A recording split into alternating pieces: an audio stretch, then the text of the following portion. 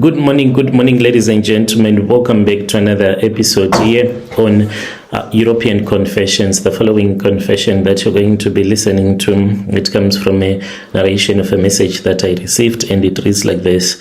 It all started when I used to steal things at the Beitbridge border post. How are you, Brother Nashim? Please hide my name.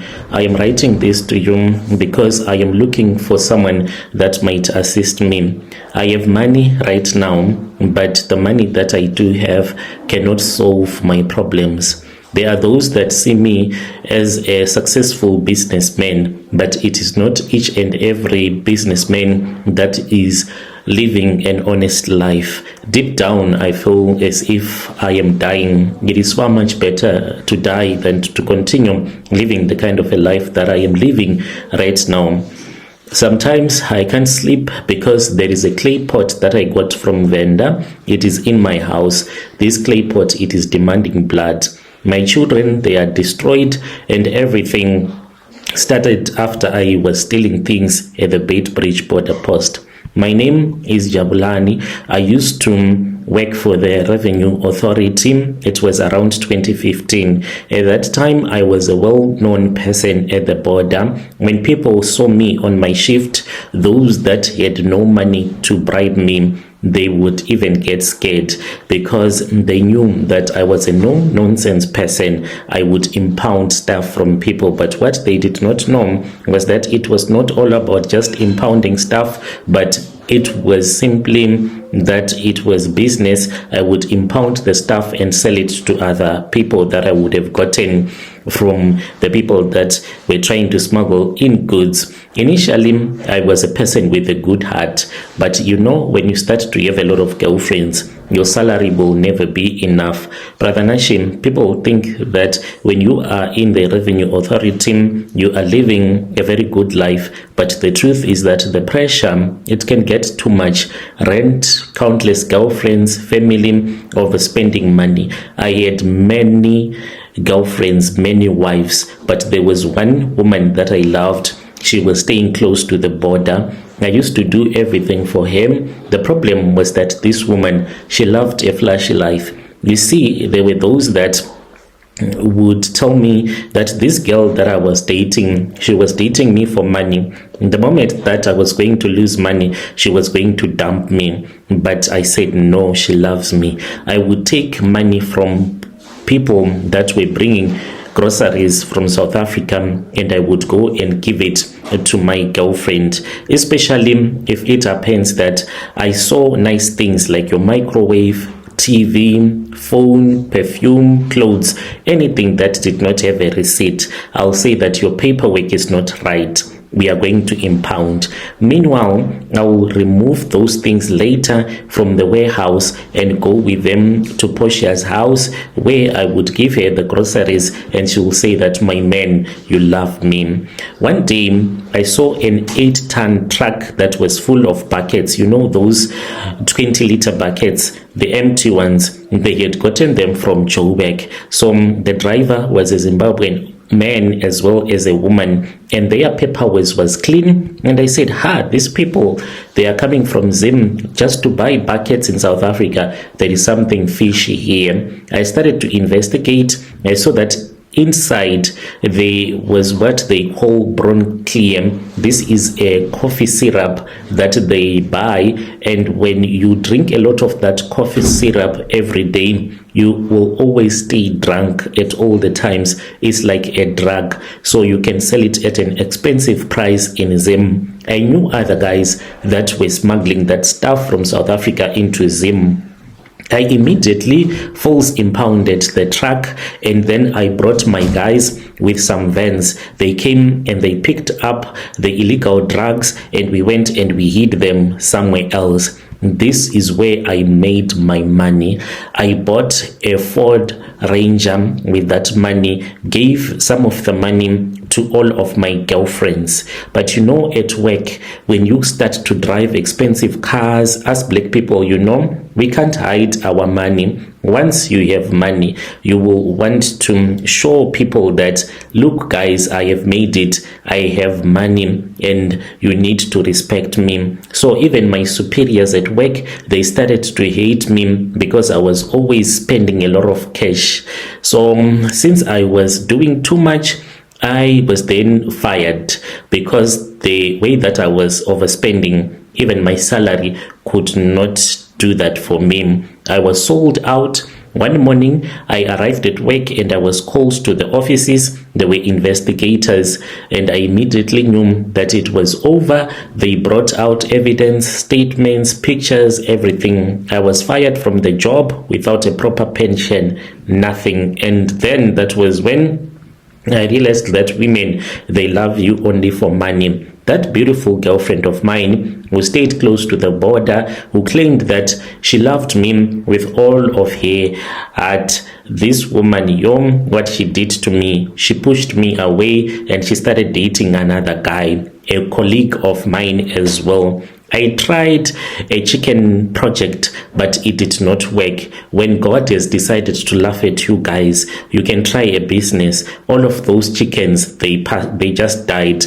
My life was over. One day I called another friend of mine. He was selling cars and I knew that this guy, he had money. I asked him for a loan and then he told me to come to his place, and I did not even have a lot of money. So I sacrificed and I sold the phone that I had. This was the only valuable possession that I still owned, the only one out of all the things that I owned.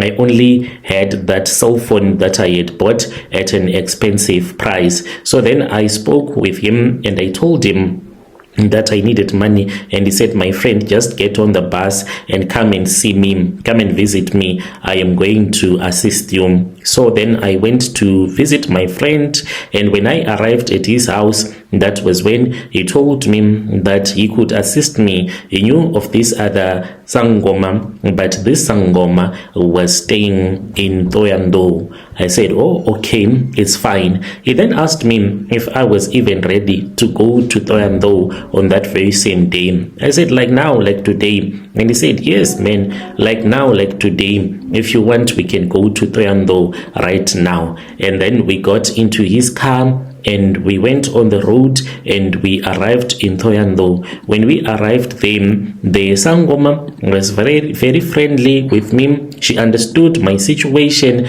especially when I told that Sangoma that this was what had happened to me. All the women that I loved, they had just dumped me. The Sangoma then said that she was going to assist me. She started things right there without wasting time. She gave me a clay pot. This is a small clay pot. There is blood inside, real human blood. So this clay pot, it is warm, as if it is something that is living inside, but when you look, you can't see anything. But when you are holding it, you can feel the heartbeat of a person or something that stays in them. That is why it needs real human blood. The Sangoma from Venda said that this clay pot is the one that is going to give you your life. She told me the things that I'm supposed to do and the things that I'm not supposed to do. I was told that this clay pot, it is not supposed to run dry of blood. I must not refuse anyone who hitches a ride in my car. I'm supposed to give back that person. If I pick up a passenger, I am supposed to give that person their money back and some money on top. And 4 times a month, I am supposed to donate money to strangers that I do not know, that are not related to me by blood. And I asked her, why am I supposed to do this 4 times once a week? And then I was told that when I give someone my money, I am throwing away my bad luck. And then I was told that by the traditional healer, when you have taken my charms, I do not appreciate you to come back to my shrine again, because that is the way that she works. Once you take her charms, you are not allowed to go to her shrine to complain.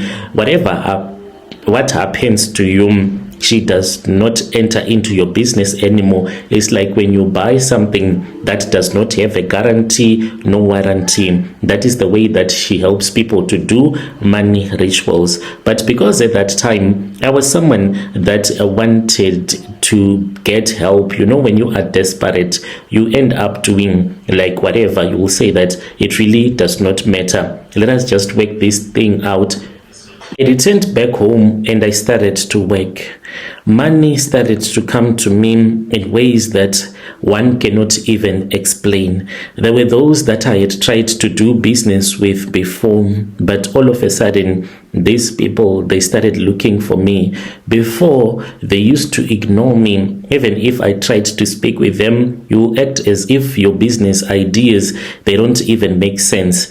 But my brother, when I returned back to them, telling them that this is what I had planned and this is what I wanted to achieve, all of these people, the way that they started to help me, even financial wise, I bought a bigger farm and then I started my project, which I am running to this very day.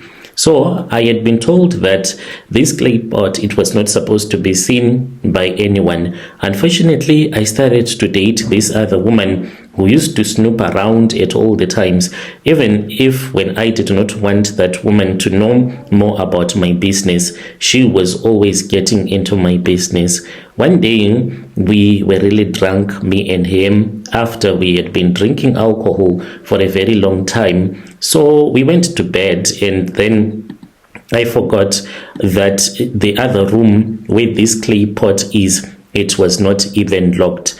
So then this woman, she woke up, and after she had woken up, that was when she went into that room and she saw that clay pot. I ended up telling him because I thought that she was someone that I was going to marry eventually. But no, this woman, she was scared of me and she told me that she was going to tell people that I was a ritualist. So when I saw that this was what had happened, I started to be beaten by tokoloshis and I could not return back to that same traditional healer. I went to another Sangoma who then gave me another charm which I started to use, which has brought me to your channel. I do have 2 of my sons that are in Sweden because I wanted them to receive the best of the best education that can be found in the world. I do have my daughter who is the apple of my eye, who is based in China. She is doing some computer studies. I thought that maybe if she can go and study in China, work in China, when she comes back, she can have a great government job. But now this clay pot, it is talking to me. I had never had a clay pot that talks. When it started to talk to me, I thought that maybe I was hearing things that were not supposed to be there. And then it came to me and it told me that the blood that is inside, it is running dry. I am supposed to make a plan. I then asked this clay pot, what kind of a plan am I supposed to do? And then that was when it told me that it wanted me to sacrifice my daughter. It said that your daughter is the one that you love the most, and I can see it, and she is the one that I desire right now. And I asked this clay pot if there is anything that can be done so that I can be able to save my daughter. But the clay pot then told me that no, it cannot be done. I am tired, Brother Nanshi, because these tokoloshis, they do the things that they want whenever that they want. I do not want to lose my daughter. She has a bright future ahead of her. I sent her to China so that she can be able to secure a future. She is also supposed to start her own family. I do not want to kill her, even though there are those that I have killed in my life, but these were not my family members. So as for my boys, those that are in Sweden, those ones, they give me BP. That is what they are just living for. They just want to give me high blood pressure. So my son came back to the country and I was sitting with him having a father to son conversation. That was when my son said that he is currently involved in a same-sex marriage. He is coming out of the closet, as well as his own brother, they are also involved in those type of marriages, it means that my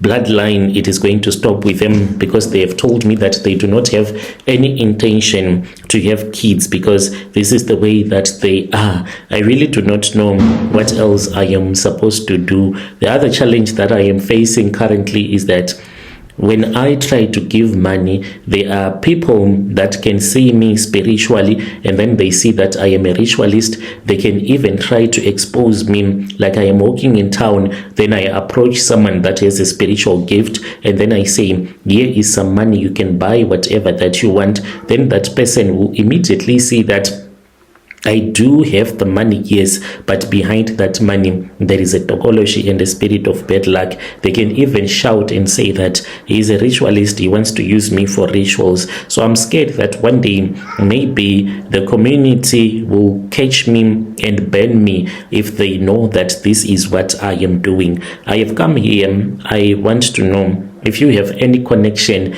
with a traditional healer that has much more power to destroy this clay pot. I'm scared to return this clay pot back to vendor, because that traditional healer told me that unless if I call you back to my shrine, you are never supposed to come here. If you are coming here, you are only coming to thank me. We don't discuss about your rituals.